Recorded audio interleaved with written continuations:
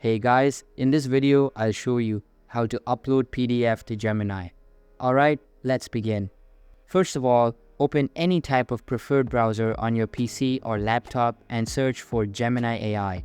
Now, open the official website and make sure to sign into your account.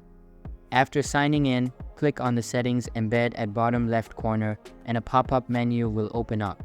Inside it, click on Extensions and all of the available extensions will be displayed.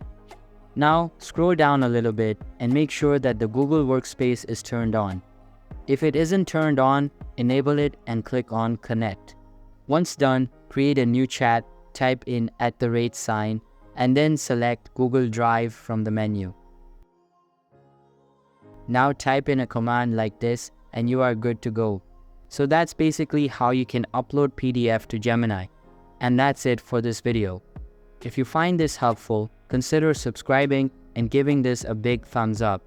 Thanks.